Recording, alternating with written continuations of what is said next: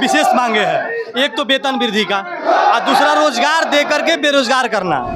और कौन ऐसा दिन नहीं है कि जिस दिन एक चालक को वापस नहीं किया जाता है। वापस नहीं किया जा रहा। हर दिन एक चालक हर दिन वापस होता है और इसमें कोई सुनने वाला नहीं है। वो चालक से 15-15 घंटा 17-17 घंटा काम लिया जाता है। सरकार कह रहा है कि हम रोजगार देंगे, लेकिन उन्हीं की सरकार में एक आईएएस रैंक के एमडी हैं जो कहते हैं कि हम सभी को वापस कर बेरोजगार कर देंगे। इतना अफसरशाही लोग का हो गया है ना कि कोई हम लोग का फाइल बोल दे, कोई भी अगर लेटर हम आपसे दे, किसी से संबंधित हम देते हैं तो आगे प्रोसेस बढ़ाना चाहिए। ये डायरेक्ट बात तुम लोग को नहीं मिलेगा। अरे भैया आप कौन होता है? खुद सरकार हो आप। नमस्कार, मैं हूं सिद्धि सिंह और आप देख रहे हैं फर्स्ट बिहार झारखंड। इस वक्त हम खड़े हैं पर्यटन विभाग के ऑफिस में और आप देख सकते हैं कि तमाम पर्यटन कर्मचारी जो है यहां पर अपनी मांग को लेकर के उपस्थित है और लगातार जो है इन्होंने कोशिश की अपने विभाग के तमाम बड़े उच्च अधिकारियों से बातचीत करने की, अपनी मांगों को लेकर के, फिर चाहे वो वेतन में वृद्धि हो या फिर इनकी बातों को रखी जा रही है। साफ तौर पर इनका कहना है कि नौकरी दे करके नीतीश सरकार बेरोजगार करने का काम कर रही है। सरकार जो है जानी जा रही है बिहार में लगातार नौकरी बांटने के लिए, लेकिन इन्हें जो है पूर्ण रूप से यहाँ पर इनकी बातों को दबाया जाता है, धमकाया जाता है, शोषण किया जाता है और नौकरी देकर के इनको बेरोजगार करने का भी काम किया जाता है। वेतन वृद्धि को लेकर के भी इन्होंने अपनी बात रखी है।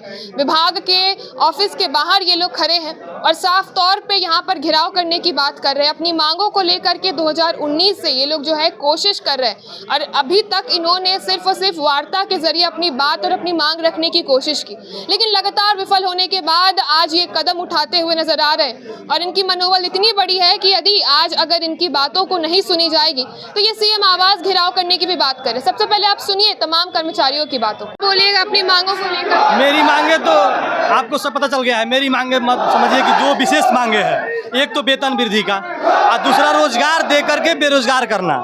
सरकार का ये मुहिम है कि रोजगार पर चलाया जा रहा है। सरकार रोजगार दे रही है और सरकार के कुछ जो कर्मचारी है, मनमाड़ू कर्मचारी, वो बेरोजगार कर रहे हैं हम चालकों को। जैसे कोई किसी बहाना लगाकर चालक को वापस कर दिया जा रहा है पर्यटन, और जब हम लोग पर्यटन आ रहे हैं तो पर्यटन कहती है कि आप मेरा कर्मी नहीं है, आप तो एजेंसी का है। अब बीच में ये एजेंसी कहाँ से आ गया? जब हम लोग योगदान देने जाते हैं तो पर्यटन से हम लोग को रिटर्न मिलती है और वापस जब हम लोग होते हैं तो पर्यटन में आती है, और जब काम दोबारा हम लोग मांगते हैं तो ये कहती है कि आप तो एजेंसी का आदमी है। सरकार कहती है कि आप तो मेरा कर्मी है नहीं। यही तो प्रॉब्लम है। अब बताइए कि आज के समय में 15,000 का वेतन से क्या होने वाला है? हम लोगों को 25,000 रुपये सरकार वेतन देती है पर्यटन को, और पर्यटन उससे काट कर 15,000 देती है। 15,000 के समय में अभी के जो समय चल रहा है, 15,000 में मतलब ये खर्चा छोड़ दीजिए, एक 200 रुपये का टी शर्ट खरीदने के लिए 200 बार सोचना पड़ता है। अब इसके बाद हम लोग क्या करेंगे? इसके बाद सीएम हाउस के सामने जाकर आत्मदाह करेंगे। स्थिति तो ऐसा एकदम ऐसा संभव आ गया है, स्थिति आ गया है ऐसा। चुनावी साल में नीतीश कुमार सबकी बात सुन रहे हैं, आप लोगों की सुने? हम लोग की कहाँ सुना जा रहा है? नहीं सुना जा रहा है। कौन ऐसा दिन नहीं है जो पर्यटन चालक जो है सारे बिहार के 44 विभाग से लेकर जिला के समाहरणालय से लेकर जिला तक, प्रखंड तक, सारे जगह पर्यटन चालक काम कर रहे हैं। और कौन ऐसा दिन नहीं है कि जिस दिन एक चालक को वापस नहीं किया जाता है। वापस नहीं किया जा रहा। हर दिन एक चालक वापस होता है और इसमें कोई सुनने वाला नहीं है। वो चालक से 15-15 घंटा 17-17 घंटा काम लिया जाता है। लेटर में ओवर टाइम देना है। ओवर टाइम चालक अगर मांगता है अधिकारी से तो उसको मतलब शोषण करता है, धमकी देकर के हटा दिया जाता है। कितने वर्षों से चल रहा है इस प्रकार की जो गतिविधि? आप लोग कितने समय से देख रहे हैं? हम लोग तो लमसम 2019 से ही सब देख रहे हैं। 19 से देख रहे हैं। मैं अपने मांगों को लेकर कहना चाहता हूं कि महंगाई दर को देखते हुए तत्काल में हम लोगों को वेतन बढ़ोतरी किया जाए। दूसरी है कि सरकार का यह घोषणा हुआ था 2015 में कि सभी संविदा कर्मी को अनुग्रह अनुदान की राशि मृत्यु उपरांत देय होगा, वो अभी तक पर्यटन की लापरवाही से हम लोगों पर लागू नहीं हुआ है, वो लागू किया जाए।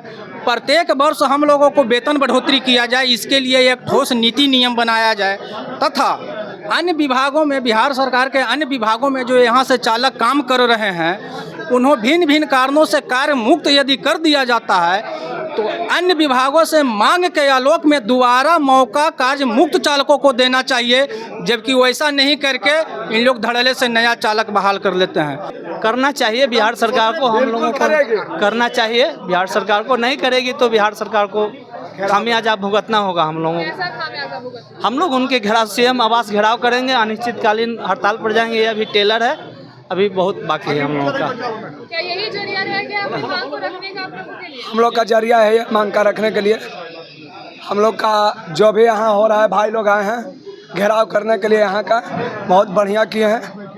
इतना अफसरशाही इन लोग का हो गया है ना कि कोई हम लोग का फाइल बोल दे, कोई भी अगर लेटर हम आपसे दे, किसी से संबंधित हम देते हैं तो आगे प्रोसेस में बढ़ाना चाहिए। ये डायरेक्ट बात तुम लोग को नहीं मिलेगा। अरे भैया आप कौन होता है? खुद सरकार हो आप, खुद मतलब बिहार सरकार के मालिक हो आप कि नहीं मिलेगा? आगे बढ़ाओ आप, कहाँ जो प्रोसेस वहाँ बढ़ाओ, वहाँ से अगर कटेंगे तब ना। डायरेक्टली यहाँ पे जाने बोलते हैं कि नहीं मिलेगा।